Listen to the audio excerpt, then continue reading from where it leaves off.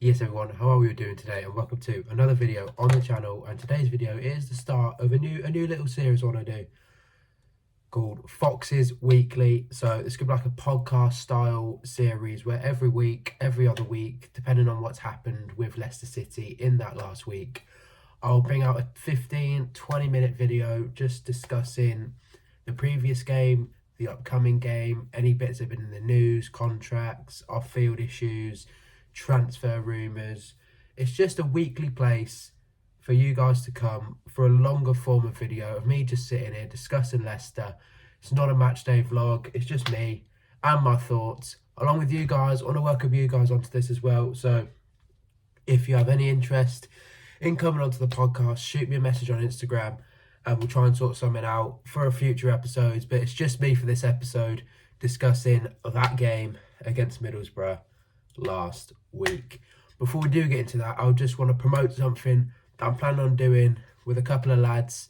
So we're going to be planning on starting a group podcast ourselves called the Away End Podcast, where we sit there, we have a bit of a laugh, bit of a joke, bit of banter, bit of Premier League chat, a bit of ranking top 10s, just our thoughts on football, random little bits, just three lads like me talking football. Something we've been passionate about for a while, something we've discussed maybe starting for a few months, few years now, but it seems like it's actually going to happen now. So I'll link the Away End, link to that channel in the description down below, and also the link to the Away End's TikTok as well. We're going to be posting little controversial clips of each episode, hopefully stir some drama when the lads say something that could be a little bit of an unpopular opinion, which I'm sure will happen. Everyone has them. Everyone has their opinions. They're a little bit mad. So that's why we're going to put little clips like that. But yeah, I'll leave the links to those. So we really appreciate if we get that off the ground, get a couple subscribers in early, and we hope looking to meet up on Sunday to film the first episode and hopefully get that out Sunday evening, Monday afternoon, something like that. So yeah, so drop some support for that channel. Link will be in the description. Without further ado, let's go to episode 1 of Fox's Weekly.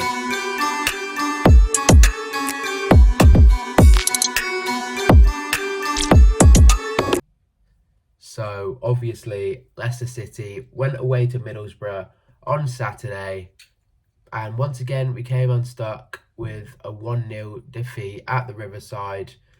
Game before the international break. You would like to come away with 3 points from any game you go into, obviously. But even more important, going into the international break off the back of a defeat the previous week against Leeds as well. And it was such a frustrating game. Obviously, I would have gone down there, but my dad wasn't available to take me. And yeah, probably a decent one to miss. A long way up north. And it was just such a frustrating game because for a large proportion of the game, we were a lot better than Middlesbrough, and they didn't show much. And I thought the game personally was, I don't even know. It was literally not even walking. It was crawling to a draw for me until the last 10 minutes, where Leicester decided to show a bit of attacking, bit of playmaking ability. We had those few chances for Iheanacho, which, my God, what has happened to Iheanacho? Like, I thought he would absolutely rip this level to pieces. But he struggled the last few games. He played well against Preston, obviously, but he can't seem to find the back of the net. And with him out of contract in the summer, we'd be looking to move him on in January for as much as we could possibly get, just so we get a little bit for him. But no one's going to be interested in him if he can't score goals at Championship level. It's a real issue that we're having. Our strikers can't seem to score goals. Jamie Vardy, obviously, not going to have a go at Vards. Everybody loves him at Leicester. The best player to ever play for Leicester. Excellent on and off the pitch for us. Loved by everyone at Leicester. But he can't do it anymore. He's 36 years old. He can't start every game. He can't play 90 minutes in most games.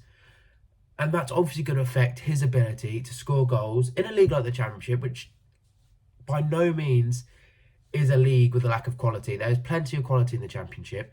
The 3 teams that went down are 3 excellent teams with history, with quality Premier League players who are still there. Southampton, you've got Shea Adams, Carl Walker-Peters. I mean, they've signed some brilliant players as well. Taylor Harwood-Bellis, Gavin Bazunu. I'm not right. He's not. Maybe I've ruined it a little bit there. But Leeds, Joel Perreault, Premier League quality player. They have signed from Swansea. Ethan Ampadu, Crescencio why am I speaking so slow? Crescencio Somerville, Rodon, Meslier, Firpo.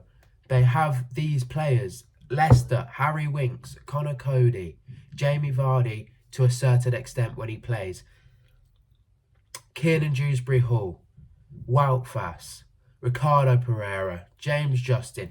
These are players that have come down to the Championship and have just made it so much stronger. So you can't frown upon the league and say that these players should be scoring 30, 40 goals, because the league has got stronger this season and the battle for the playoffs is always heated, and it will be again. So I'm not expecting Kelechi Iheanacho, Jamie Vardy to have 20 goals by Christmas or whatever some people are saying that they should have. But they need to be produced. Like, when you get on the end of chances like Kelechi Iheanacho did against Middlesbrough on Saturday, you've got to be finishing. I mean, the one where Dieng had an excellent game, by the way, Middlesbrough goalkeeper, was completely on the right side of his goal. Iheanacho had the whole middle and the whole left side of that goal to aim at. And he somehow hit it on the right side. Dieng saves it easily. You have 3/4 of the goal to aim at. You've got to be taking those chances. And the majority of our goals are coming from Kiernan Dewsbury-Hall. And yes, he's having a good season, but the majority of your goals for 46 games can't come from central midfield, or you won't win enough games to get promoted. You need a striker who could score 20 plus goals in the Championship. And whether that's Tom Cannon, it might be Tom Cannon. I've got high hopes for Tom Cannon. He scored his run at the end of last season for Preston, from January to the end of the season, was fantastic. So I've got high hopes for him at this level. But the bloke, it's coming up to December, on the 16th of November when I'm filming this, and when you're probably seeing this. It's the 16th of November. The bloke hasn't played football since a short cameo off the bench for Everton against Wolves in August. You can't expect him to come in and start firing immediately. So Iheanacho, we all expect him to do well down here. He needs to switch it on, because he's the one. Jamie Vardy, obviously we've said, can't play as many games as he would like to. Kelechi Iheanacho has to turn up as a player who's meant to be in his prime, and we like to think a player who is a league below where his ability says he should be. So he needs to start hitting the back of the net, or this Leicester team is going to stagnate in front of goal, which we've shown in our last two games. And what this game needed, I was about to get onto, all this game needed was a moment of magic from somebody, anybody, to show up and give this game a little bit of something. And guess what? In the 83rd minute, that little bit of something arrived. Sam Greenwood, I mean, it's one of the best free kicks I've ever seen. But you expect moments like that from Leicester. You expect a team like Leicester to be able to bring the moment of brilliance, to win games by one goal, which we have done on occasions this season. We did it a couple of weeks ago, Harry Winks against QPR. That's exactly the sort of moment this game needed. But on Saturday, the players who have the potential to offer those kind of moments weren't on form. Stefan Mavididi, poor. Abdul Fatawu didn't start, came on, didn't have time to get into his rhythm. Not blaming him. Casey McAteer just got back from injury, and I'm gonna have a conversation about Casey McAteer right here, right now. Casey McAteer, yes, he scored 5-6 goals for us this season, but have any of those goals really, apart from his second one away at Rotherham, have any of those goals been of any real quality? Like, he was in the right place against Norwich. He was in the right place for his first goal against Rotherham. He made a good run against Liverpool, but it's something he should be finishing. Casey McAteer is not, and will not ever, for me, be the Premier League footballer that we require. In a very solid EFL career, I kid you not, that boy will go far and he will play well in the EFL. But I don't see him as our Premier League as a Premier League right winger for the future for us. And we saw that on Saturday. Yes, he just got back from injury. Yes, it was his first start. But it was like playing with 10. He was not visible in this game. He was not apparent in the football match, and he offered nothing. And by the time he brought Fatawu on, he's a kid who needs to play the whole 90 minutes to get into his rhythm, to get his little left and rights going, get in the positions required. He needs to get into his rhythm, and he's not going to get that with 30 minutes off the bench.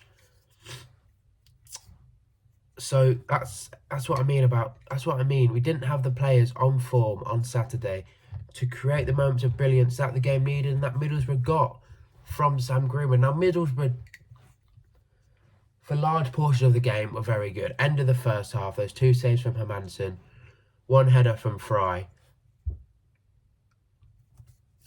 That was their spell. That was the spell where they thought they had to score to try and win the game. And that was the only occasion where I thought we were under pressure here from that Middlesbrough side. For the rest of the game, we had it controlling possession. We had 60-something% possession. We had more possession than the opponent yet again. But once again, we couldn't make the most of the possession. It's happened on a couple of occasions now this season, like those games where we were keeping it late to get our winners. We had all the possession in that game, and we can't. It's only on a couple of occasions this season where we have completely dismantled a team. Blackburn, put 4 past them. Southampton. But all the other ones have been 1-2 goal victories, and we need to, if we're going to really dominate at this level, we need to start putting more chances away and putting teams out of reach sooner.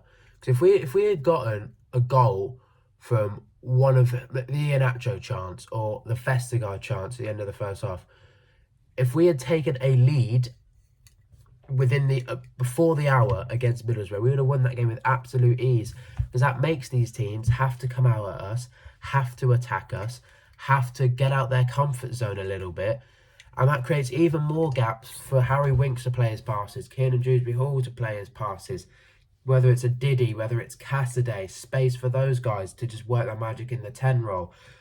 Fatawu with pace, Diddy with pace, Iheanacho, Vardy, Cannon. As soon as we go 1-0 up early against teams, there's no chance that we lose the football match in the Championship, for me, because we have the quality. When those teams have to come out to try and salvage something from the game, we have the quality to take the game away from them. And I've gone on a little bit of a ramble here, but all this comes back to is taking our chances, getting attacking players who can score goals, and maybe that is Tom Cannon, maybe it's not. Maybe Iheanacho comes into form, maybe Vardy finds proper fitness and can play 90 minutes and gets 30 goals this season. But we have to start scoring our chances at this level, because from what we've seen from other teams who are accustomed to this level, Stoke, Hull, Preston, these are teams who are typical Championship sides who don't have the number 9s to score goals and finish their chances consistently. We don't want to be part of that. We're this might sound really arrogant. We're better than those teams, and we need to do what they can't and take chances if we're serious about winning this league and getting promoted automatically from this league. Because you can't continue to just win games by 1 goal. At some point, you're going to have to start putting teams away. But yeah, that's just a little ramble about the Middlesbrough game. Chances. Sam Greenwood, what a goal. That was a moment of brilliance the game needed. But Enzo Maresca. Now, there's lots of rubbish on places like Twitter about Enzo. And there was a poll after the game, Enzo out, yes or no. And I'm assuming that was a joke, because there's no way that anyone can seriously think that. But Enzo Maresca, he is not a man without flaws for me. I said it after the Leeds game, and I'm saying it now after Middlesbrough. I'm not asking him to change his style of football. He plays the way he plays, and some people don't like it. No, I don't think anyone loves it.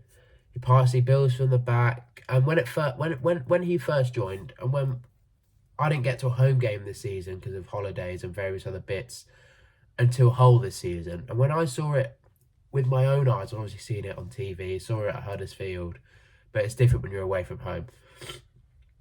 I saw it with my own eyes in front of me at home against Hull, and I couldn't, because we obviously lost to Hull, and I couldn't get my head around what was going on.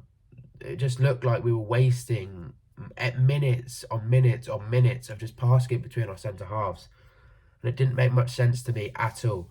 But then we started winning games at home, Preston, Stoke, and it clicked with me. We're doing this thing.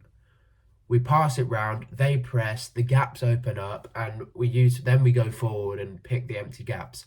I got it. I understood it. But in the game, I've noticed it in the games we've lost. Hull, Leeds, and Middlesbrough. The 3 defeats this season. 1, 2, 3. I don't know why I did that. The 3 defeats this season. Enzo has been very, very, very naive. And you don't notice it when you're winning games. You don't notice the naivety when you're winning 2-0, when you're winning 4-1 away at Southampton. You don't notice it because obviously you're winning games, and that's all any fan of any football team wants to do. But when we're losing games, never once has he changed system. Never once has he changed his tactical style. Never, not saying, oh, boot it long, see what happens. But we were 1-0 down against Leeds. And we against Leeds, we created next to nothing. Let's be honest. We didn't create many chances at all at home to Leeds on that Friday night. And we were 1-0 down. We were heading into the 80th minute. You were trying to play your usual style for 80 minutes and you've created next to nothing. Why would you not adjust something? Just change something around for those 10 minutes. It's been 80 minutes of trying to play how you usually play. And Leeds have sussed it. They've got the high press. They're pressing us really well. Leeds know exactly what is coming. So why would you not adjust how you play? And he just doesn't do it. And the clock ticked round, 93rd minute. We're still building from the back. Full-time whistle goes. We created the chance for Dewsbury Hall. But we created our best chance of the game against Leeds in stoppage time, and that is inexcusable for me, personally. I just think Enzo needs to learn that he has to have the ability to interchange systems and do something differently when you're fighting for a win, when you're drawing, or when you're fighting to get something from the game when you're losing. He needs to become, I don't know if the word's arrogance. No, it's not arrogance. But he needs to become more, more interchangeable. He needs to be able to change what he does to suit a situation. He has one style, one formation, and he sticks to it. Never once has he played with 2 strikers. Never once has he thrown more players forward. Never once has he decided to go a little bit, not completely route one, never once has he decided to go a little bit more direct. And it has cost us in games this season, especially against Leeds for me, when for 80 minutes it hadn't worked. And surprise, surprise, after 93, it still hadn't worked. I love Enzo. I love everything he does. Love his press conferences. Love his demeanour. Love his passion for the job. And I think he's obviously the man to take this team forward. You don't win 9 on the bounce or whatever it was without having a manager who knows what he's doing and knows how to win football matches. I love Enzo, like I said. I love everything he does for us, everything he does behind the scenes, on the training pitch, by the videos I've seen. Everything about Enzo Maresca I'm a huge fan of. Just that one little thing. But I think if he adds that to his game, if he adds the ability to be able to change what he does to fit a situation, which maybe it's time. Maybe a young manager is learning what his secondary styles are to try and get things from games. Maybe that's it. And why would I not give him time? I'll give him time, but there's just my observations of Enzo's tactics. I wanted to do a little segment on that because it's not bugging me, but it was really like on my chest. I feel like I needed to get it off. Just get it out there to other people, really. But should we worry? Should we be worried about what's going on? No, you're not going to win 46 football matches in a season. You're not going to. The Championship is unforgiving. You're going to lose football matches. You play Saturday, Wednesday, most weeks, and especially in the Christmas period coming up. We're gonna need to turn it around quickly, because we've got a very, very busy schedule coming up. Christmas period is even worse in the Championship than the Premier League, really.